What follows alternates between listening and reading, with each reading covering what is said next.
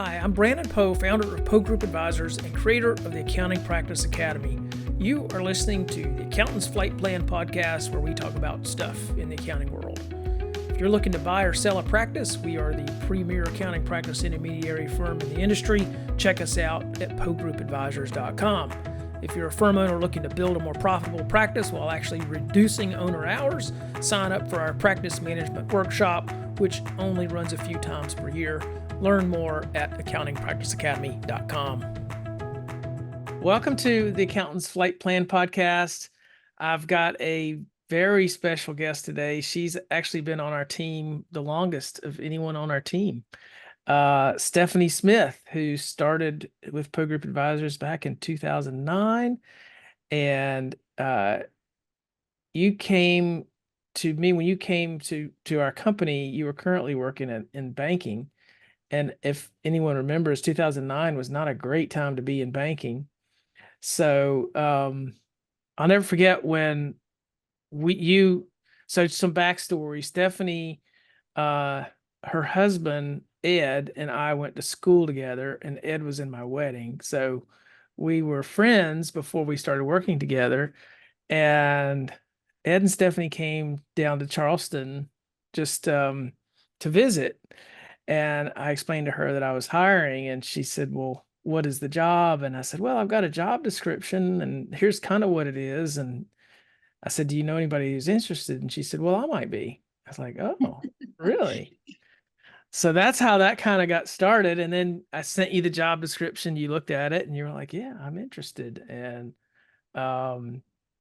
that was what was interesting too about the way we worked. You were in Chapin, which is near Columbia, South Carolina, and I'm in Charleston. And so we had to figure out how to work remotely.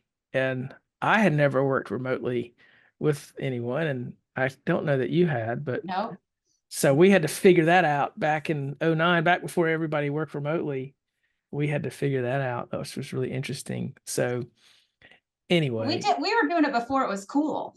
that's right. We were doing remote before it was cool. Yeah. Exactly.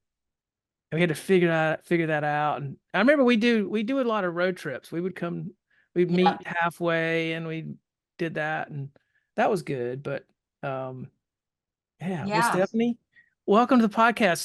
Thank So you. for those of you listening, we are doing a series of these, which is a little different for us, in terms of we are having our brokers be guests on the podcast in 2024, and we'll release them at various points throughout the year. So really happy to have you on. Thanks. So so I want to start just talking about some deals that you've had. Yeah. And like, maybe we start with the toughest one. Like, can you think of Okay. one of your toughest ones, one that stands out in your mind as being a really tough deal? Just tell us about it. I think the toughest ones in general are typically when a seller isn't as motivated as we think they were, or even as motivated as they think they are. I think back to a couple where, we get a buyer, they like the buyer, we start to negotiate a deal, and things start to get tougher than they should. And negotiating is hard. It is, I think, the hardest part of the process. But when you see things that you just can't, you're not coming together, and you start to dig in a little bit later. And I'm thinking of one I've had in the not too distant past, that we tried to negotiate a deal. It was painful. There were tears, and there was yelling, and and tears from me, tears from a seller, just everybody was at their wits' end, and the deal ended up not going through. And then 6 months later, we get a buyer, and we actually didn't get as good of a deal, and it was easy. And in retrospect, I think the seller wasn't ready. Yes, I know the deal that you're talking about. And yeah, that was I remember that seller was emotional at one point, Yes. very emotional at one point. And that's not it's not common, but it's not terribly uncommon either, because Yeah. that motivational piece it's a hard one to figure out, right? And sometimes, like you say, they get into the process and they thought they were ready, but then they realize, oh gosh, I'm not ready, you Yeah. know? And it is an emotional process because it's often somebody's life work. They care about their clients, they care about their staff. It's what's make them successful is to be emotional about the work sometimes, and giving that up, and handing it over, not only giving it up, but handing it over to what is probably a stranger, a Yeah. relative stranger, is hard. Yep. So, but if they've got the motivation and if they're ready, it shouldn't be that hard. Right. Right. So, Well, the change, what we're talking about when you think about either selling or buying a business, that's a lot of change for those people that are involved. yes. And it's a very large change event. And one thing that we've noticed with our accounting practice academy is people are trying to change their practice. They're not necessarily looking to exit right away, but they're trying to make change in their practice. And one of the things that we see as being almost a double-edged sword is how much they care. They Yeah. care so much about their clients, and almost to the point where they're not thinking of themselves enough. Yeah. And it's like there's a balance there, right? And sometimes when it's really truly time to exit, and it's time, and that is best for your life, and um then you're ready, and you're Yeah. ready. But Yeah. But yes, the change this is a big change. So, yeah. um so let's flip that. Let's talk about an easy one, or an no, easy one. maybe yeah, or a pleasant one. A pleasant one. Yeah. None of them are easy. Well, I shouldn't say that. None of them are easy, but I was also reflecting on this a little bit. And we have a new broker in our company. And I actually sold her practice. And it was probably one of the most pleasant I have done. It would be definitely a top 10, and I've got over 100. So definitely a top 10. And Barbara's practice, first of all, she's delightful and easy to work with and wicked smart. And she built herself a great practice. And we found a buyer who was another female. They really liked each other. She didn't need a bank, which can create some stress in the process. So we had two really smart parties, no bank to worry about. And so they could really focus on a good transition. I don't know. It was always a fun one. Nice and smooth, nice and Yeah, smooth. yeah, for sure. Yeah. Well, I will say, like, I remember when you started doing deals, for some reason you had a knack for finding these buyers that didn't need a bank. I was like, where are you finding all these cash? How did all these cash buyers just show up and fall in your lap for these practices? And you have had quite a few that were like that, where Yeah. there's no bank, somebody's just writing a check. I think one of my very first ones we closed in what, 4 weeks or something. I Yeah. mean, it, and that was probably a holiday weekend messed us up or something. Yeah. Yeah.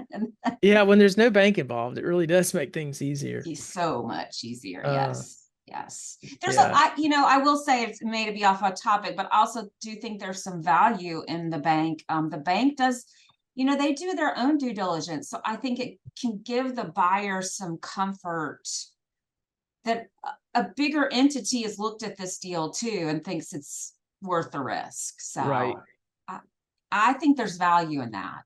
Yeah, I agree with that. There's definitely value in it. It's kind of nice when they're easy though, from our Yeah. Oh yeah. point of view. Yes. But no, the banks and the banks that we refer tend to have a lot of experience with accounting practices. They know this vertical, and there's value in that too. It's not just a generalist as a banker looking at the deal. Yes. It's a specialist who, if, and the nice thing there is if there are holes in the deal, we find out sooner rather than later. Yes. Yes, for Um, sure. For sure. yeah. And maybe that's what I should say, is that the bank has probably saved. There have been deals that have been with that didn't happen because the bank finds something, and that was probably the right thing Yeah. for those people. So Right. Right. either in the buyer or the seller, that can go on both sides. Yeah.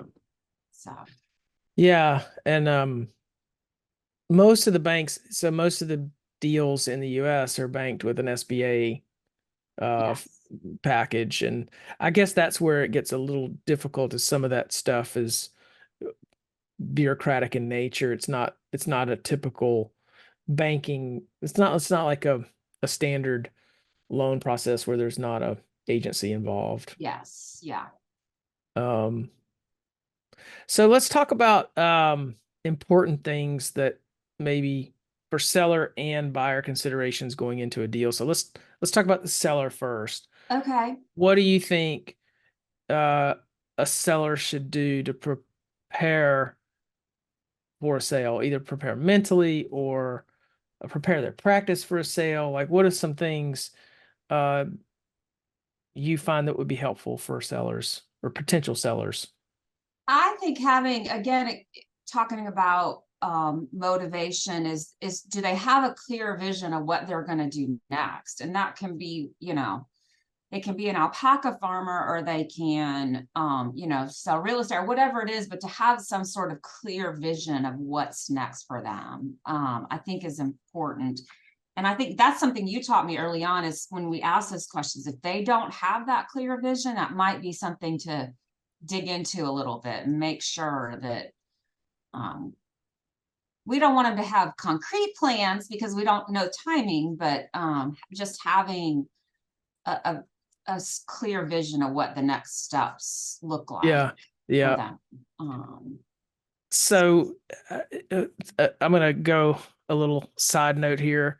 Um, when Stephanie first came on, our company had very few processes in place. Like everything was, um, well, I mean, I sort of did most everything. yeah, I had an assistant, and I was doing pretty much everything in the company until you came on. And so a lot of the processes that are in place now were because we had a bigger team. And I yeah, remember you liked a little bit more structure. And so I um do. so if you're one of our clients and you've gone through some of our processes and you like our structures, you can thank Stephanie probably for that structure You're existing. welcome. I'd see something and I'm like, you have typed the same email 3 times and you've typed it out. Why don't you have a template for that? Yeah, Or why are you recreating that document every day? yeah, yeah, yeah. So um yeah, Stephanie's got great structure tips on processes and things. But I need So Brandon to have the vision. I execute. He has to have the yeah, vision. So yeah. Well, what would you say to a buyer contemplating a deal? I think to look for fit. And Hmm. I would tell that to a seller too, when they start talking to buyers, but look for fit. I mean, it's not like a house where I want brick and 3,000 square feet and a pool. Some of those things are important. I want tax work, and I want it to be in this location, and I want it to be in this price range, but there's got to be some chemistry. Even though the seller's not going to stick around, you got to have, is the service philosophy similar, at least similar? And is this a business that if I want to, can I grow it? Or is this a business where I can walk in and make a great living and still have a great quality of life? Or, it's got to have some intangible fit kind of things. And that's when these buyer and seller conversations become so important. If you own a CPA practice, you're no stranger to the grind. It's easy to get so buried in work that you lose sight of the bigger picture.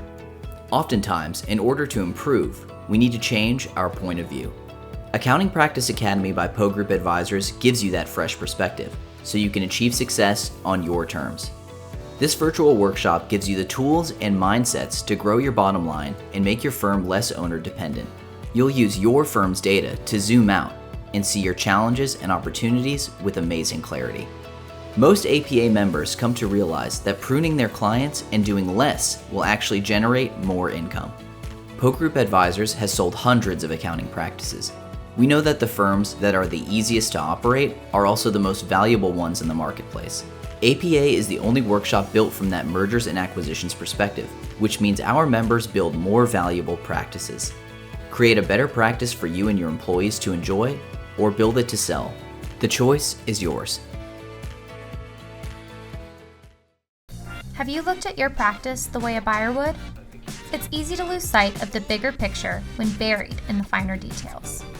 With the lessons within our latest book, How to Prepare Your CPA Firm for a Sale, you'll learn to build upon your firm's success and make your firm more enjoyable for you and your staff or a future buyer. Go to pogroupadvisors.com/prepare for your free copy. Yeah, and two, I think that's when negotiation gets easier. I think Yeah. that's when everything just works smoothly when the fit is good. And you're right, we tell sellers the same thing. Focus on the fit. You know, when you're talking to buyers, think about it through two perspectives. How are my clients going to probably like this person, and how are my staff going to like working with this person? And if you can think about the buyer fit, if you really want to kind of make that simple, that's really what it boils down to. And if the fit's off, everybody sort of feels it, and it just makes everything challenging. And Yeah. maybe it shouldn't happen. You know, we don't want to force something that shouldn't happen. No, you're right. You're right. So transition, I think that was one of the early things that we, talking about process, that was one of the things that we worked on probably the most, was like, okay, how can we create a structure for our clients to go through to help facilitate a successful transition, a successful handoff. And that was interesting because that came out of, we want these buyers to be amazingly successful. And we've seen a lot of deals close. How can we put that in a package and have a Yeah. repeatable process so that so the buyers can benefit?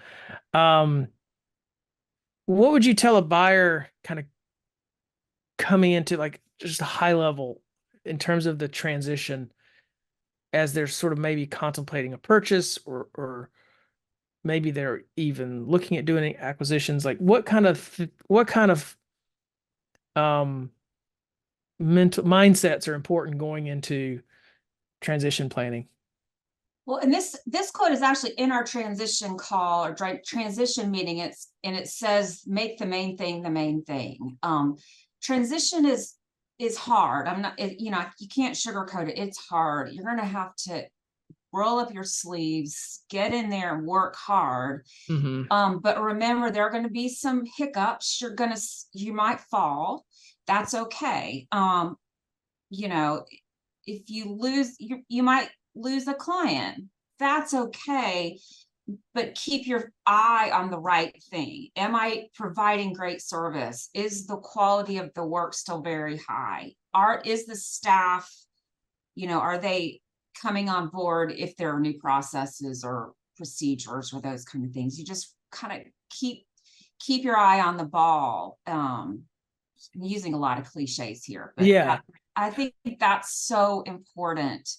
We also often tell them that don't make your first transition, client introduction called the biggest client. Make it a smaller client, and that way you can get the bugs out and try your script out on a smaller client, and then you also get some confidence. So when you call the big ones, you're ready to go, and you've already done the tripping. So yeah, it's really all about focusing, isn't it? Yeah. Because the truth is, there's a lot to take in the transition of practice, and some of those little finer details can wait. Yeah. Right. And so you've got to have a firm list in your mind of what those priorities are, what you need to focus on, and then you focus on those things relentlessly, and the little stuff will kind of solve itself over time. Yes. Yeah. Yes.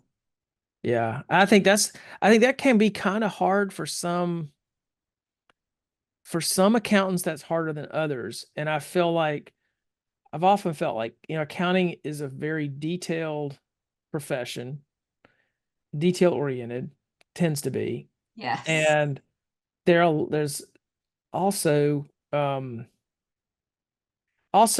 things need to be accurate. Like, so Yep. there's a high value placed on accuracy and detail, and transition sometimes is, okay, you need to focus on these big things and let the details kind of work themselves out.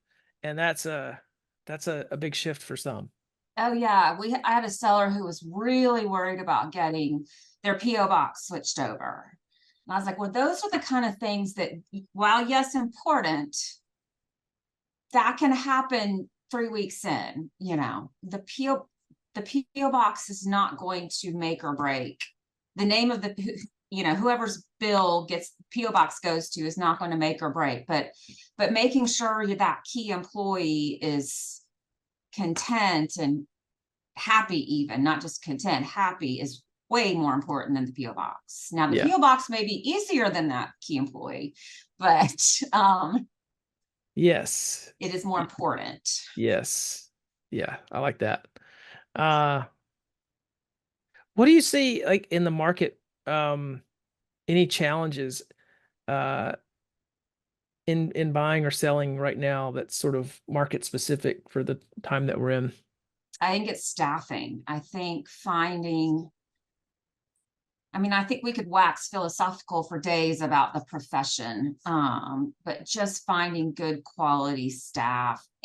Not only finding good quality staff, but creating a really great work environment for that staff. So some of that's on the owners, is to, are you making them work 90 hours a week? You're gonna have to rethink that. Finding somebody who wants to work 90 hours a week is going to be harder than you fixing things so that they don't have to work 90 hours a week. So I think we got to change our mindset on the profession, what is asked of these folks. Yeah, because accountants who are working in firms have a lot of options, and yes, and that's definitely, I talk to accountants every day, and staffing comes up in a lot of those conversations. It's a challenge for sure. But there's some interesting things too with private equity getting interested in this space. That's, I feel like, accelerated over the past couple of years for sure. Oh yeah, definitely. And it'll be interesting to see. It's nice to see the what's the word I'm looking for? Them using their resources for the profession. I hope that what that means is that people don't, you can change the typical, tax season grind with those resources from private equity. And private equity doesn't know that you're supposed to work like dogs during tax season. And they can change some of that mindset. Yeah. Yeah. I think they'll professionalize a lot of firms. I think they'll come in and they'll look at it from a very cold sort of numbers point of view. And I think that is going to drive a lot of change in the industry for sure. What do you think might be the greatest opportunity in the accounting profession right now?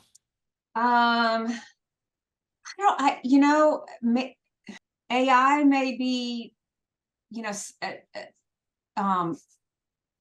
what's another, I'm tripping on my words again,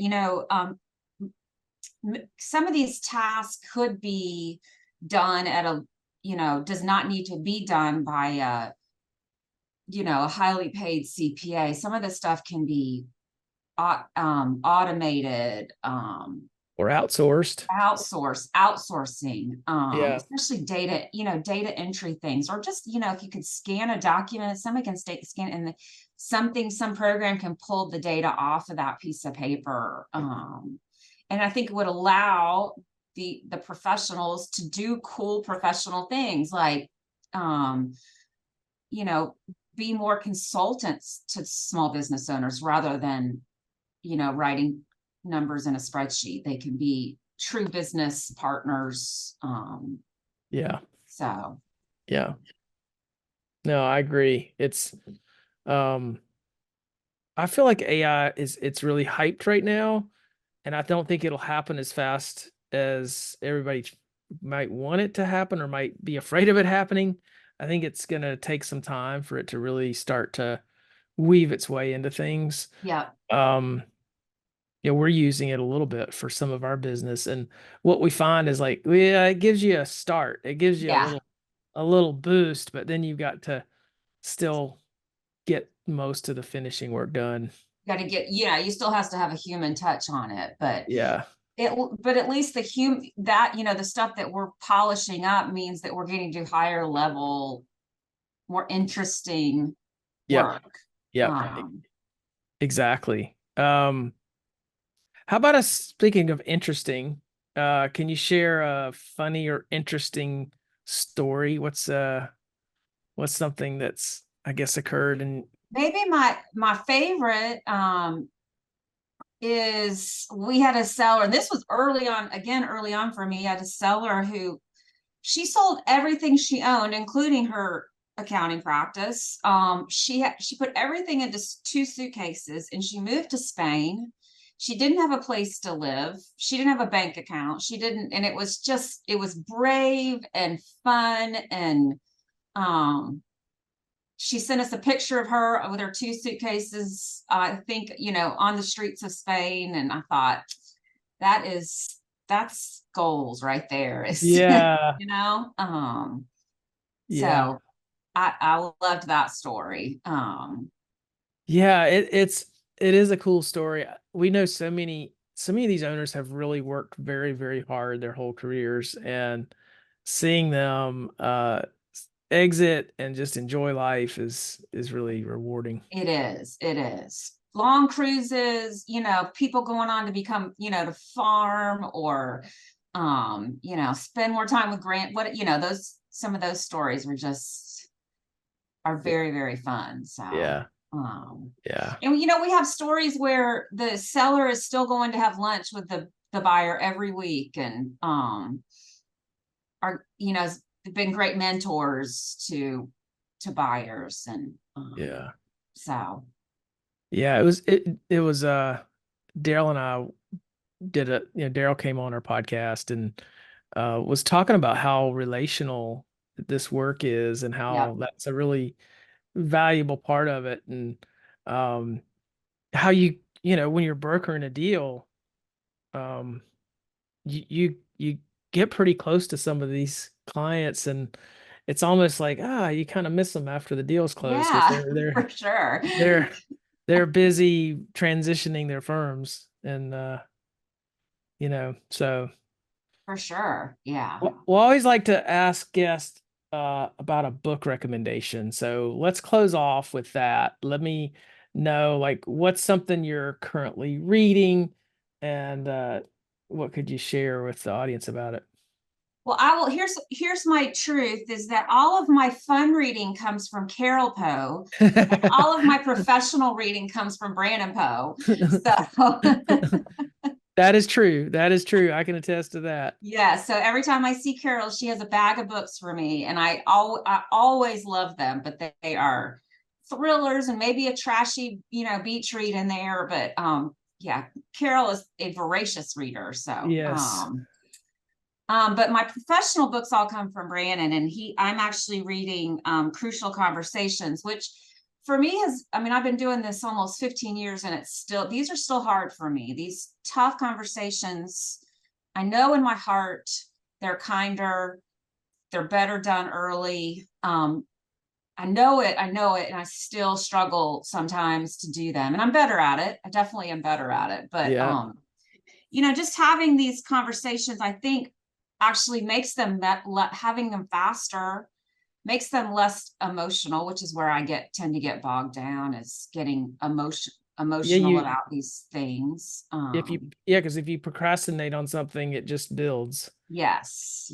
So when I get emotional off, that's automatically going to make somebody else more emotional. So, it's been and I'm not done with it yet, so I'm still working on it. But it, having some tips for me to go into these conversations is incredibly valuable to me. So, Yeah. Because I mean, brokering is, sometimes we do have to have conversations that are difficult, yeah. right? Yes. And the sooner the better. You're right. The sooner the better. I remember when I first started doing these deals, I was talking to another more experienced broker, and he said, "Yeah, my strategy is when these deals start to come together, I put as much pressure on them as I possibly can, because if they fall apart, I want them to fall out sooner rather than Yeah. later." So he sort of like pressure tested them, and I was like, "Huh, that's that is an interesting approach." Yeah. Which I do think we try to think through the obstacles, preferably before a deal comes together, right? Yes. Before someone has signed off, we try to pressure test it to see if it's a good fit prior. So Yeah, for sure. again, the sooner the better, right? Exactly. Exactly. When we're trying to salvage them at the end when the nerves are frayed and it is way harder. Yeah. Than an early, quick, difficult conversation. So yes. All right. Well, this has been great. I know people like to see a little bit of the behind the scenes stuff about how these deals get done. I think people are sort of intrigued by how transactions. Well, I was nervous. That wasn't bad. Yeah, you did great. This was Thanks. good. Well, what's the best way for people to contact you if they want to I think reach by out? email or phone, smith@poegroupadvisors.com, 803-932-4709. Perfect. Call me, text me. Well, Let's chat. Well, Stephanie, thank you so much for coming on. All right. Thanks for listening to the Accountant's Flight Plan podcast. If you like what you heard today, please follow us so that you can get updates when new episodes are released, and share our podcast with your friends and colleagues. You can also follow Poe Group Advisors on social media. Please visit our website for more information at poegroupadvisors.com.